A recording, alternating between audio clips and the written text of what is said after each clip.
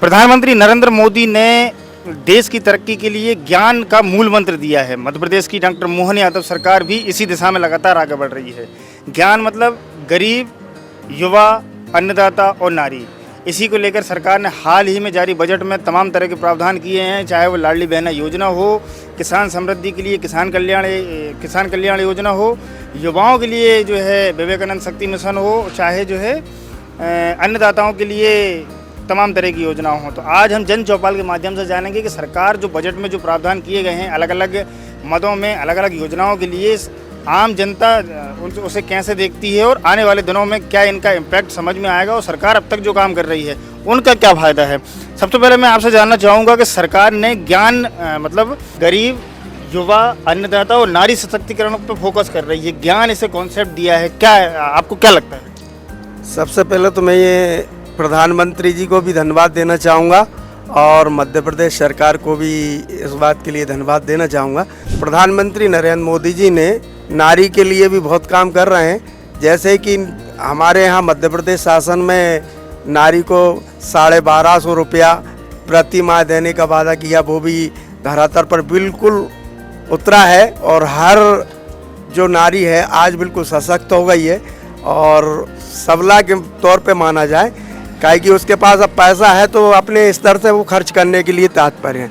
और दूसरी बात ये है कि जैसे कि गरीब लोगों को पहले खाने के लिए कुछ नहीं मिल पाता था, लेकिन इस समय प्रधानमंत्री नरेंद्र मोदी जी की सरकार ने हर गरीब के लिए फ्री में अनाज दे रही है और एक व्यक्ति के लिए 5 किलो राशन मिल रहा है, वो भी बहुत सराहनीय कार्य है। आज लोग मतलब भूखा नहीं मर रहा है। जैसे गरीबों का पहले चूल्हा नहीं जल पाता था और आज तो जैसे बेरोजगारी यहाँ बढ़ रही है, बेरोजगारी पे भी हमारी केंद्र सरकार और राज्य सरकार मिलकर बहुत काम कर रही है। रोजगार के कई काम जो है मुहैया करा रही है, जैसे कि किसी को प्राइवेट माध्यम में, किसी को शासकीय माध्यम में, और नहीं हो रहा तो किसी को अपने मजदूर वर्ग हैं उनको मतलब जैसे सीसी सड़क निर्माण पर भी मनरेगा के तहत उनको लगाया जा रहा है और रोजगार उनको प्राप्त हो रहा है। मध्य प्रदेश सरकार ने इस बार के बजट में किसानों के लिए 39,000 करोड़ रुपए से ज़्यादा का बजट रखा है, जो इसमें किसान सम्मान निधि, समर्थन मूल्य पे गेहूं की खरीदी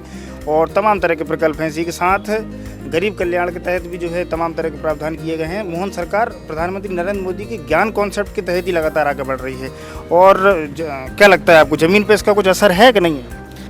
किसान के लिए नई योजनाएं लेके आ रही है औद्यानिकी के हिसाब से, और अपने डेयरी फार्म्स के लिए, फूल वगैरह की खेती के लिए, और किसान सम्मान निधि के लिए जो 2,000 रुपये किसान को दिए जा रहे हैं, एक किस्त 2,000 की, साल में 6,000 रुपये दिए जा रहे हैं। इससे किसान को काफ़ी सहायता मिलती है।